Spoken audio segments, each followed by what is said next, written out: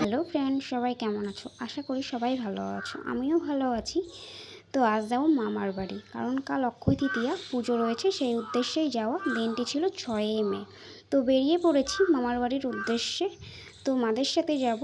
তো চলেও এসেছি, ফ্রেশ ট্রেশ হয়ে নিয়ে মাসি বসে পড়েছে পুজোর কাজ নিয়ে। পুজোর কাজগুলো টুকটাক আগের দিনকেই আগিয়ে রাখছিল।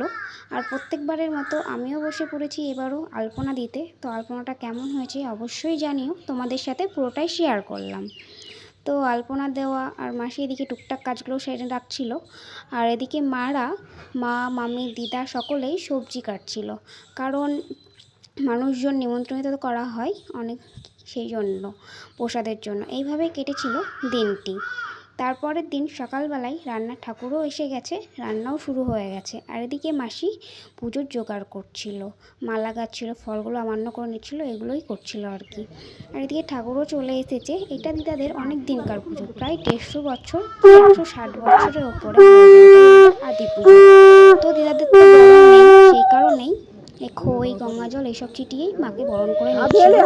তো কে কি বলছে অবশ্যই শোনো এখানে। অত টাকা খেয়েছিস এখন বন্ধ না বয়স ঘুরাই তো যে ওখানে ঘুরাই দাও তো বলছি তো সকালে বয়স মেলা বছর না থাকে এত বলছেন কেন?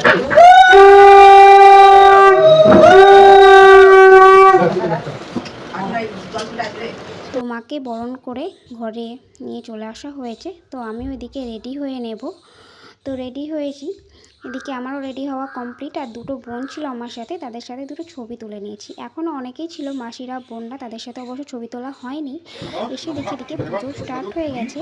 আর মামার বাড়ির পুজোতে আগাগোড়াই দেখে আসছি আমি, গীতা পাঠ, পাঁচালি এসবগুলো হয়।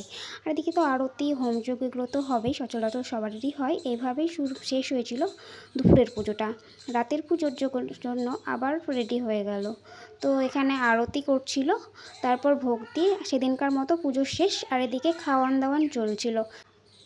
খাওয়ান দাওয়ান চলতেই চলে এসেছে হরিনামের দল। প্রত্যেকবারের মতো এবারও হরিনামের দল চলে এসেছে। সেদিনটাই সন্ধ্যার দিকে হরিনামের দল আসে।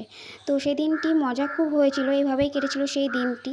তারপরের দিনটি আবার পুজোর জন্য জোগাড় হয়ে গেছিলো। সেদিন ছিল বিসর্জন, ঠাকুর বিসর্জন। তো পুরোহিত তো ঘট বিসর্জন করবে, সেই জন্য খই, দই সব কিছুই রেডি করা হয়ে গেছিলো।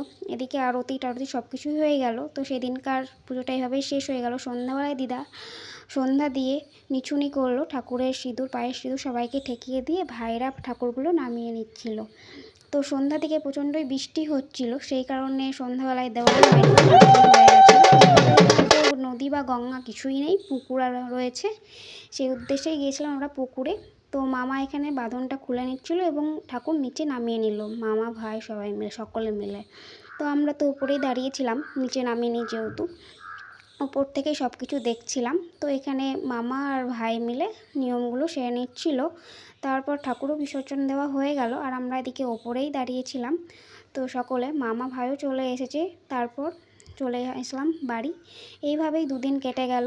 তো আসছে বছর আবার হবে, 1 বছর অপেক্ষা। সাথে থেকেও পাশে থেকে কেমন লাগলো অবশ্যই জানাও।